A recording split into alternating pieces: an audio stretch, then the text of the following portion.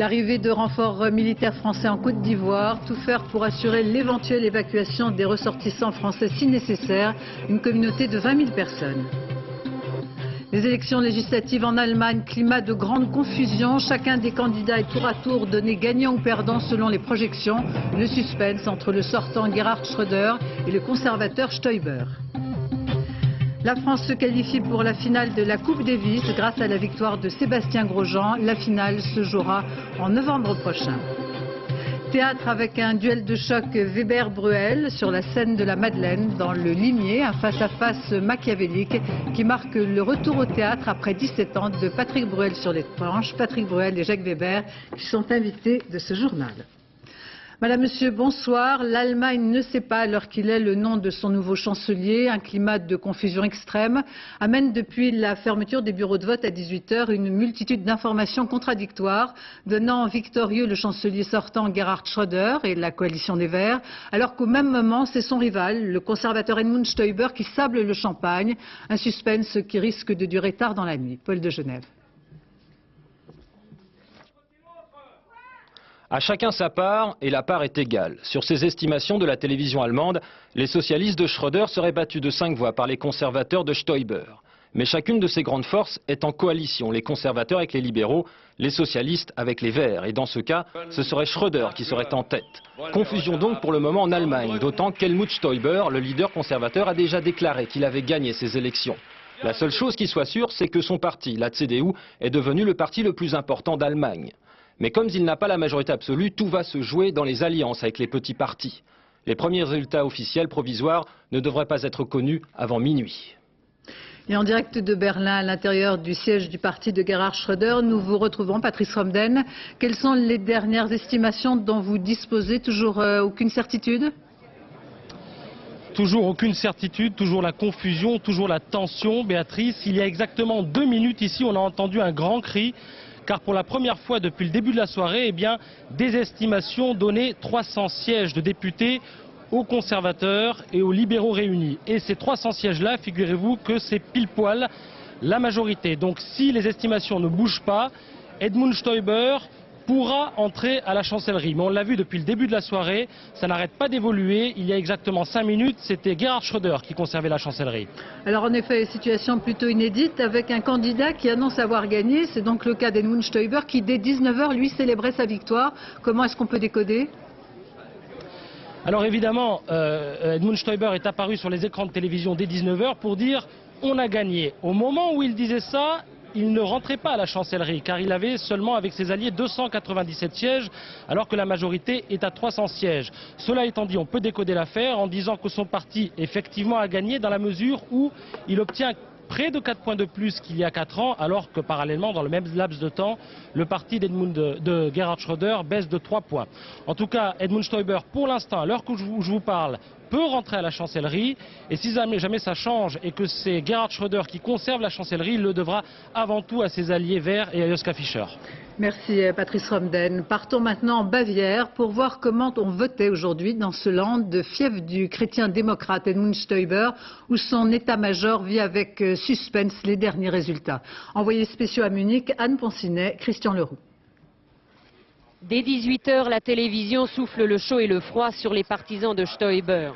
Le candidat chrétien-démocrate a organisé sa soirée électorale en Bavière, son fief, et le suspense y est insoutenable. Stoiber arrive en tête, mais par le jeu des coalitions, il n'est pas assuré pour autant d'être chancelier. Les sondages avaient prévenu que le scrutin serait serré. Les Allemands votent beaucoup par correspondance, alors ils avaient tout loisir d'être à la fête de la bière cet après-midi. Au milieu des chopes de 1 litre, on ne décelait pas forcément de tendance. Beaucoup de Bavarois, plutôt Stoiber, Bavarois lui aussi. C'est lui que je trouve le plus sympa.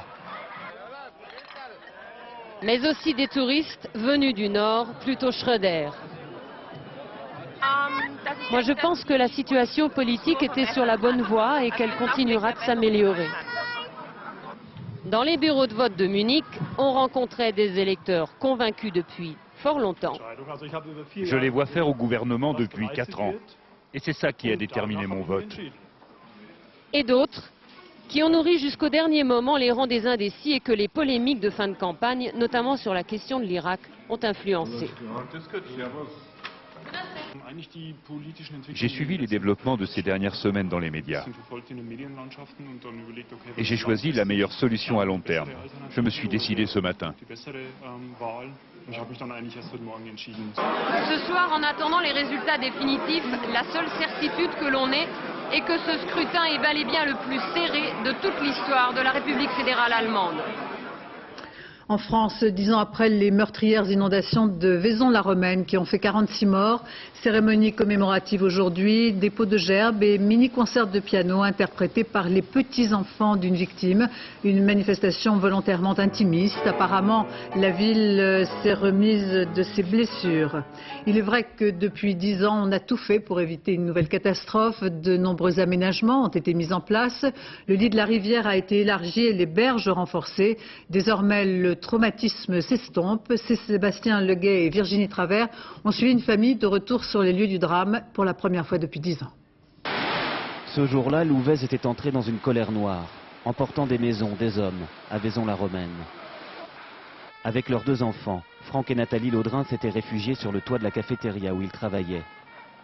Sous leurs yeux, un garçon de 10 ans s'agrippait à un arbre, des heures durant, avant d'être sauvé.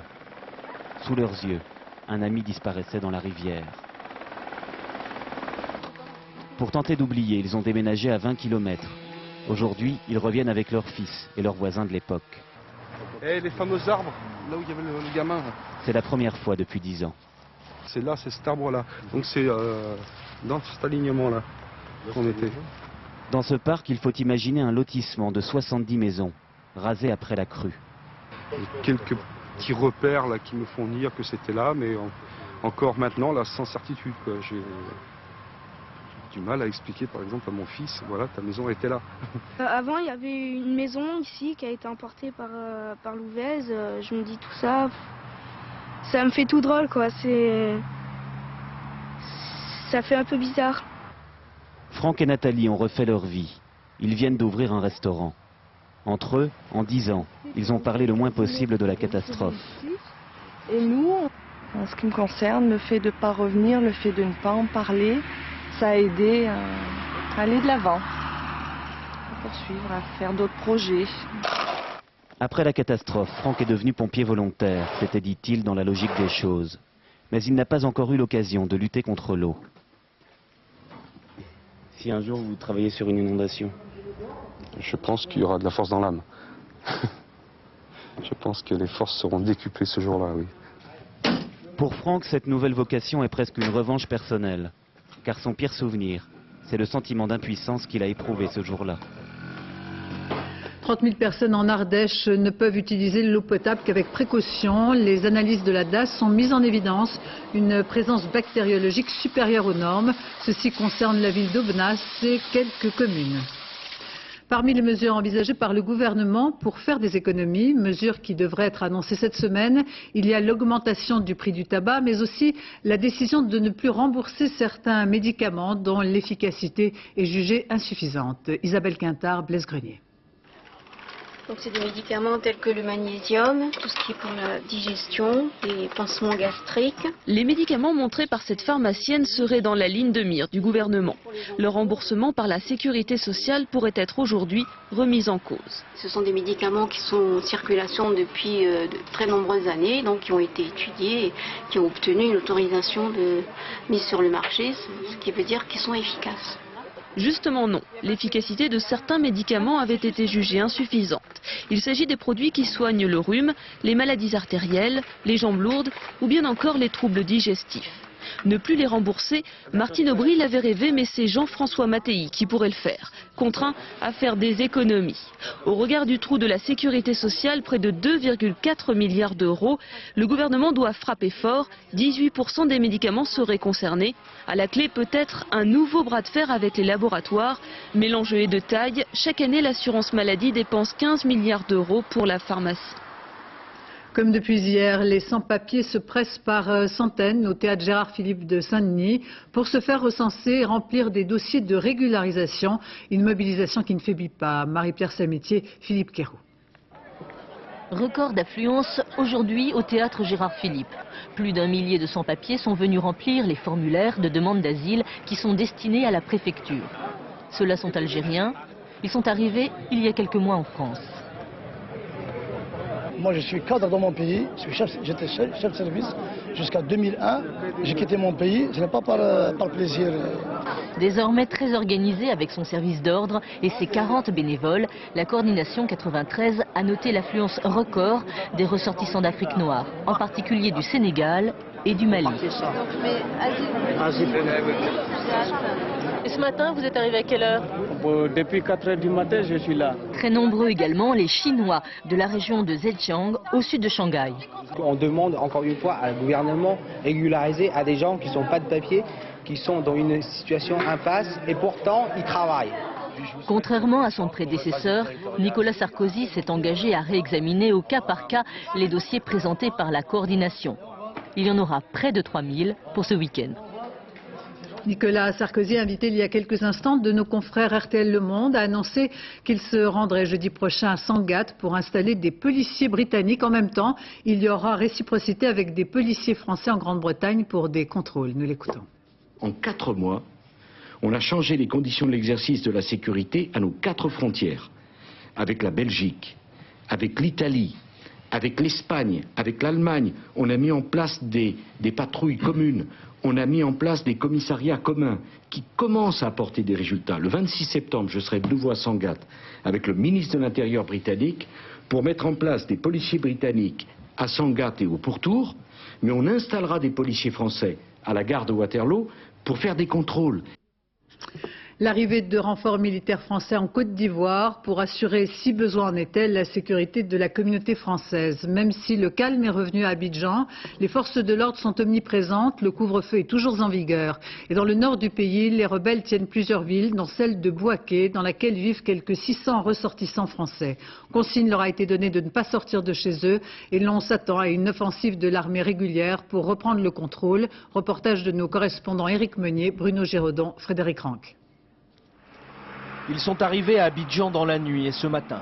Une centaine d'hommes et des hélicoptères de transport. Ces renforts militaires sont officiellement là pour épauler le 43e BIMA, les 600 soldats français basés en permanence en Côte d'Ivoire. Leur mission, assurer la sécurité des ressortissants français et de la communauté internationale. Pas question pour l'instant d'intervenir directement dans le conflit, au 4e jour d'une tentative de coup d'État, toujours sans dénouement. Sur le terrain, un statu quo angoissant pour le million d'Ivoiriens et les 1500 Européens et Américains coincés à Korogo et à Bouaké, 2 villes toujours aux mains des mutins. Ce matin, l'armée ivoirienne a continué à acheminer du matériel lourd vers le nord pour en reprendre le contrôle. Mais fait nouveau, loin du discours belliqueux des dernières heures, gouvernement et mutins parlent désormais de négociations possibles. À Abidjan, la journée a été particulièrement calme. Peu d'exactions, au contraire d'hier où, sous prétexte d'en déloger des mutins en fuite, certains éléments des forces de l'ordre ivoiriennes se sont livrés dans certains quartiers à des destructions systématiques. Les Burkinabés, les Maliens ont été les plus visés. Les réfugiés libériens aussi, victimes de la guerre chez eux et qui cet après-midi encore cherchaient assistance auprès de l'ONU, après avoir perdu un peu de cette deuxième vie qu'ils s'étaient construit ici. Pas de précipitation pour éviter un bain de sang, pas d'enlisement non plus. C'est ce que souhaitent les habitants de Bouaké que nous avons pu joindre au téléphone ce soir. Des familles terrées depuis 4 jours dans leur maison et qui commencent à trouver le temps bien long. Voyons à présent quelles sont les forces françaises installées en Côte d'Ivoire, mais aussi dans d'autres pays d'Afrique. Des militaires qui pourraient intervenir pour assurer éventuellement l'évacuation de la communauté française, forte de 20 000 personnes. Thierry Curtet. Les renforts français arrivés ce matin à Abidjan ont une mission officielle très claire. Ils doivent, avec les 600 soldats déjà positionnés sur place, assurer la protection de nos 20 000 ressortissants nationaux. En aucun cas, ils n'interféreront dans les affaires intérieures du pays. Le signal de Paris est très ferme à l'adresse des 2 belligérants. Dans ces genres de crises qui sont violentes et où parfois des ressortissants peuvent être pris entre plusieurs feux, il est évident qu'il est souhaitable que tous les acteurs de cette crise comprennent qu'il ne serait pas raisonnable de s'en prendre à nos ressortissants. Les troupes débarquées ce matin proviennent des forces françaises prépositionnées dans 5 pays africains. 600 hommes en Côte d'Ivoire donc. mais aussi 1000 hommes au Sénégal avec un avion de transport lourd pour ce genre d'opération justement. 1000 hommes également au Tchad avec 3 transals et des chasseurs bombardiers en attente, 600 hommes au Gabon avec 2 avions de transport. La plus grosse base française est à Djibouti, 2700 soldats, un avion de transport transal et plusieurs chasseurs bombardiers. En tout, 6000 soldats français sont en permanence sur le sol africain. À Ramallah, il semblerait que l'armée israélienne marque une pause en ravitaillant Yasser Arafat et en suspendant ses opérations de destruction. Depuis la nuit dernière, des milliers de manifestants dans la bande de Gaza ou en Cisjordanie sont descendus dans les rues pour marquer leur colère. Plusieurs Palestiniens ont été tués. Manifestation de soutien à Ramallah notamment, où se trouve notre correspondant Charles Anderlin. Le bureau d'Arafat se trouve derrière les volets roses, à droite, au 2e étage de cet immeuble. Sur cette carte, le dernier que l'armée israélienne n'a pas encore détruit. Les lignes de téléphone sont coupées, de même que par intermittence l'eau et l'air conditionné. Finalement, et pour éviter une catastrophe humanitaire à l'intérieur de la Moukata, où se trouvent plus de 200 personnes, l'armée israélienne a autorisé la compagnie d'électricité palestinienne à venir y installer un générateur. Officiellement, comme l'explique Dori Gold, porte-parole d'Ariel Sharon, il est question de détruire la Moukata considérée comme un sanctuaire de terrorisme. Arafat étant, dit-il, libre de partir. Mais le chef de l'OLP a fait savoir qu'il préférait mourir en martyr. Résultat, en dépit du couvre-feu, des manifestations ont éclaté un peu partout en Cisjordanie et aussi à Gaza. Au cours d'accrochages avec l'armée israélienne, 5 Palestiniens ont trouvé la mort la nuit dernière. Les gens ont parfaitement compris le message. Sharon veut détruire la direction palestinienne, semer le chaos au sein du peuple palestinien, lui imposer une sorte d'autonomie administrative et annexer la terre. Pour tenter de calmer la situation devenue explosive, l'armée a reçu l'ordre de cesser la destruction de la Moukata. Mais le siège d'Arafat continue. Et un geste de solidarité qui redonne une lueur d'espoir dans cette situation si dramatique au Proche-Orient. L'un des reins d'un étudiant juif tué jeudi dernier dans l'attentat suicide de Tel Aviv a été greffé sur une fillette palestinienne en attente depuis 2 ans d'un don d'organes. Sa mère remercie la famille de la victime et s'associe à leur détresse. Du jamais vu en Grande-Bretagne, plus de 400 000 fermiers et chasseurs venus de tout le pays ont manifesté dans les rues de Londres cet après-midi. Ils ont convergé vers le Parlement, venus à cheval, en voiture ou en bus. Ils réclament notamment la liberté de la chasse à courre. Laurent Boussier. Le système de comptage automatique est formel. En milieu d'après-midi, ils étaient déjà plus de 315 000 manifestants à être passés devant le 10 Downing Street, la résidence des premiers ministres britanniques. Et ça n'était pas fini. Dans un défilé très coloré où se mêlaient chasseurs, agriculteurs, propriétaires terriens et autres sympathisants de la cause rurale, c'était en fait toute la campagne britannique qui avait envahi l'espace d'une journée les rues de Londres. Une invasion bon enfant, malgré la crise que traverse un monde rural fragilisé par l'épidémie de fièvre afteuse l'année dernière, par la disparition des services publics dans les campagnes et par les menaces d'interdiction de la chasse à courre. S'ils ne nous écoutent pas cette fois-ci, ils ne savent pas ce qui les attend. On en a assez de ce gouvernement qui n'a aucune compassion et qui ne s'intéresse pas à nos campagnes.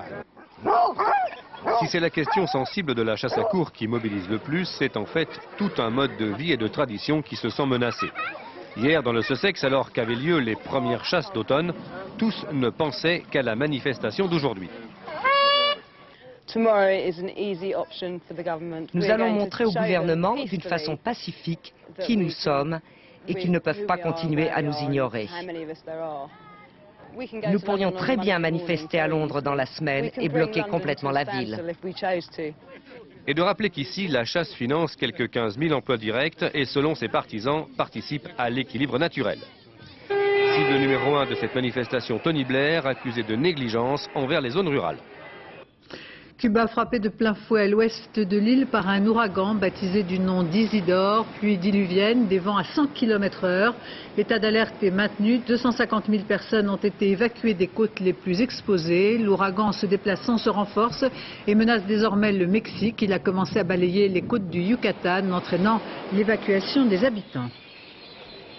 Retour sur les inondations du Gard. Dans l'urgence, les sinistrés ont quitté leur maison en ne prenant que l'essentiel et encore quand ils le pouvaient. Ils ne pensent pas à l'écrit et aux vieux papiers de famille. La mémoire des villages est heureusement sauvegardée par un passionné d'histoire locale qui parcourt les régions dévastées. Agnès Monteux, Jean-Paul Chausset. Entre Nîmes et Sommières, il sillonne les routes des inondations pour que les vieilles écritures ne soient pas englouties.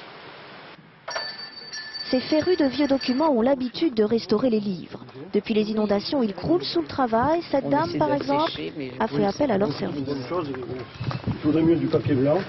Mais si vous n'avez rien, effectivement, du papier journal, c'est déjà une bonne chose. Puis j'essaie de sécher ce qui peut être séché et de récupérer ce qui peut l'être. Mais bon, c'est une tâche ardue. C'est que toute la bibliothèque a été noyée. Quand les eaux sont parties, les livres ont été entreposés dans le hangar. Des centaines de volumes maintenant moisis dont ils ne pourront pas tous s'occuper. Il faudra sauver les plus précieux. Ils sont en mauvais état. Oui. Ils peuvent disparaître très rapidement, soit parce qu'on va les jeter, soit parce qu'on va les stocker dans un coin et qu'ils vont se décomposer. 12 jours après le sinistre, il faut faire vite. Les premiers soins, un peu d'eau javélisée pour retirer le moisi. Les pièces les plus précieuses seront ensuite apportées chez des particuliers qui n'ont pas été inondés, enveloppées dans des sacs plastiques et placées dans leur congélateur. Là, les moisissures seront stoppées en attendant une éventuelle restauration. On essaye de sauver tout ce qu'on peut. Ça nous permet de gagner du temps. Dans la pièce d'à côté, Madame Escande fait du repassage. En fait, elle sèche une à une les feuilles d'un vieil état civil inondé dans un temple. Un document très important pour la mémoire de Lord Villémargue. Et ce livre, il est important pour votre histoire? Pour l'histoire des mages, sûrement. Sûrement. Quelques-uns font des recherches généalogiques, des fois, avec le registre de paroisse. Par cette petite chaîne de solidarité, ils sont passés. Donc ce cahier-là est refait. Des centaines d'écrits précieux ont ainsi été ressuscités. Ce dimanche, c'est une journée sans voiture dans une centaine de villes françaises. Il s'agit de la 5e édition internationale qui concerne plus de 1300 agglomérations dans le monde. Cette année, hasard du calendrier, elle tombe un dimanche. Ses effets sont donc moins spectaculaires. Reste que les grandes artères de Paris offertes au vélo donnent une image inédite. Florent Muller, Rémi Poissonnier. Et le miracle s'est produit. Hébétés, les Parisiens ont encore du mal à réaliser. Ils respirent. Enfin, ils y croient très fort. Il y a des gens qui se promènent avec des bicyclettes, à pied, c'est extraordinaire. Et vous sentez que vous respirez mieux là? Ah oui, c'est sûr, malgré que je filme. Ouais. Non, c'est vrai. Il y avait ce matin presque un plaisir de sale gosse à déambuler ainsi au milieu des avenues. Une baisse de 65% de la circulation dans le centre où l'on s'arrachait les 750 vélos gratuits. T'as pas trop peur? Nicolas Sarkozy joue les ministres en extérieur. En ce jour béni, chacun dédaigne les honneurs. Trop de monde pour visiter le palais de l'Élysée, alors on va aller longer les berges de la Seine. Pour pénétrer dans ce paradis pulmonaire, il fallait pouvoir convaincre madame ou monsieur l'agent campé devant l'un des 145 barrages. Paris sans voiture, il y a un emmerdement maximum. Riverains, véhicules propres et taxis en tout genre ont pu aller et venir à leur guise dans la région. 1300 villes ont joué le jeu et Paris s'est montré bon élève. Oui mais voilà, on en veut toujours plus. C'est affreux maintenant, mais c'est un gymkhana terrible. Et moi je connais des vieilles personnes qui se font rétamer par les vélos, Enfin, faut pas que je dise ça. Dès demain, le Parisien n'aura plus qu'une artère pour flâner le nez en l'air. La SNCF d'Île-de-France met sur les rails des trains rénovés qui rouleront cette semaine à partir de Paris-Nord. Des trains de banlieue plus agréables et plus sécurisants. Une rénovation que demandaient les Franciliens, avec notamment la possibilité d'appeler le conducteur d'une voiture. La France se qualifie pour la finale de la Coupe Davis. Grâce à la victoire de Sébastien Grosjean, les tricolores se sont qualifiés pour la finale qui se déroulera en novembre prochain. Nathanaël de Rinxin, Alain Poirier. Un tour d'honneur sous les acclamations du public. Aucun doute, après 20 ans d'absence, la Coupe Davis a réussi son retour à Roland-Garros. Et pendant que l'équipe de France savoure sa victoire avec ses supporters, Guy Forget, lui, prépare déjà l'avenir et la finale.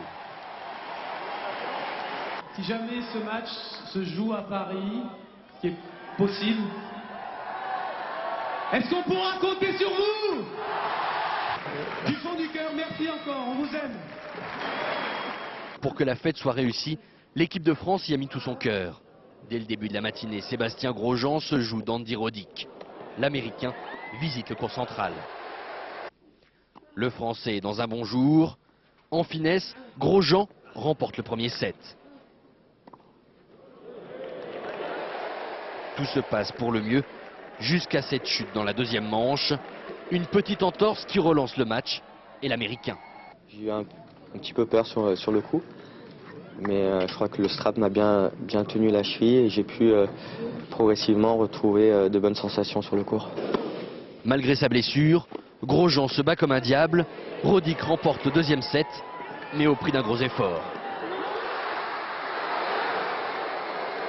C'est comme ça qu'il surprend le mec, il met des glandes, il serre et c'est quand il attaque, t'imagines dans sa tête ce que ça produit? C'est un cataclysme dans sa tête. Un cataclysme nommé Grosjean. Le troisième et le quatrième set sont à sens unique. La France bat les États-Unis et gagne le droit de défendre son titre en finale face à la Russie. Le rallye de San Remo, c'est un Français, Gilles Panizzi, qui a remporté pour la 3e année consécutive l'épreuve. Il permet à Peugeot d'être à 4 points de son 3e titre d'affilée. Près de Grenoble, le rendez-vous des amateurs de parapente. Ils se retrouvent chaque année pour toute une série de démonstrations dont on retiendra ces images de fous volants dans leur drôle de machine. Benoît Guédret, Philippe Évêque. C'est désormais une grande classique des Alpes. Non pas l'ascension du Galibier, mais une descente en roue libre, toute voile dehors. Ici, le ciel se donne en spectacle pour le rendez-vous annuel de la tribu des parapentistes fous, le grand concours de déguisement.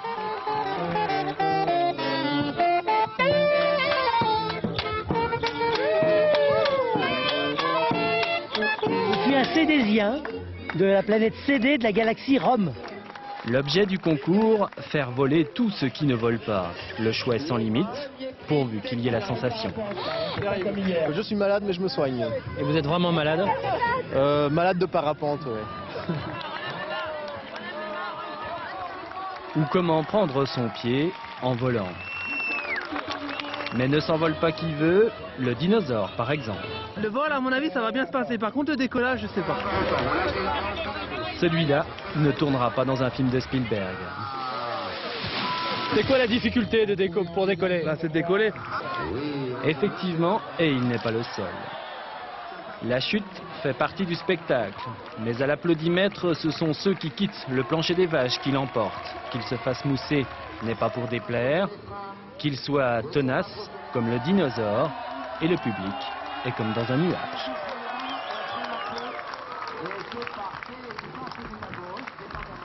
Les 19e journées du patrimoine, succès confirmé avec plus de 11,5 millions de personnes. Et comme à chaque fois au hit parade, Matignon, Jean-Pierre Raffarin est venu à la rencontre du public cet après-midi. Même succès à l'Élysée, près de 2 heures d'attente pour y entrer.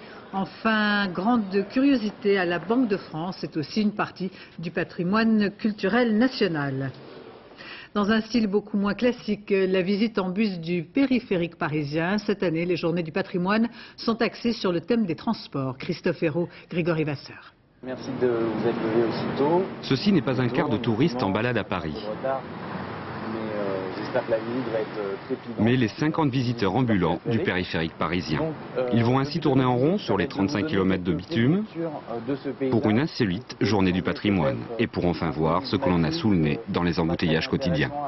Il y a beaucoup de bâtiments à découvrir et des choses qu'on ne connaît pas forcément parce qu'on y passe, mais souvent très très vite le matin pour se rendre à son travail et pas forcément d'un point de vue architectural. Le Louvre, je peux le visiter, mais le périph' pour moi c'était un point d'interrogation. 1969. La visite du périphérique parisien est une plongée dans le patrimoine du siècle dernier. Les années 60 et ses grands travaux, le souvenir d'un développement effréné. Le règne de la bagnole. De 1973 à aujourd'hui, le périph' tyrannise la ceinture de Paris. 1 200 000 voitures par jour pour un trafic fluide ou saturé. Ce ruban de goudron a creusé un sillon profond entre Paris et sa banlieue. C'est vrai que c'est un monstre, c'est une coupure dans la ville et arriver à absorber cette coupure, c'est un véritable challenge. Mais le contact de Paris et sa banlieue se fait mal, c'est vrai. Et c'est comme dans un musée. Les visiteurs lèvent la tête quand on passe sous le Parc des Princes. La tournée du périph', c'est un panoramique sur l'urbanisme de la région parisienne. Coïncidence ou signe des temps, certains visitent les ouvrages dédiés à la voiture le jour où elle est bannie des rues de la capitale. Théâtre avec le face-à-face sur la scène de la Madeleine. Jacques Weber, Patrick Bruel interprètent Le Limier. Ils sont tous les deux invités de ce journal. Une pièce que Mankiewicz avait tournée avec Laurence Olivier et Michael Caine. Une confrontation machiavélique. L'occasion pour Patrick Bruel de faire son retour au théâtre. Sophie Jouve, Bernard Pucessot. Parfait. On enchaîne ? À 4 jours de la première, l'un est d'humeur légère, l'autre plus tendu lorsqu'il s'agit de répondre à la curiosité des médias. Weber-Bruel, une affiche audacieuse pour un face-à-face à couteau tiré. Vous êtes là ? Sans aucun doute. Bravo pour votre intrépidité. Entre Weber, le célèbre auteur de romans policiers, et l'amant de sa femme, l'explication tourne au vinaigre. Donc, vous voulez épouser ma femme ? Pardonnez-moi d'aborder ce sujet de façon si abrupte, mais comme Marguerite s'est absentée quelques jours, elle est partie dans le Nord voir des parents. Mais vous devez sûrement être au courant. Évidemment. Évidemment. C'est cet affrontement de ces deux hommes dont l'un est amoureux fou de la mise en scène et du jeu. Et il met tout en scène. Même la vengeance se met en scène. C'est le début ?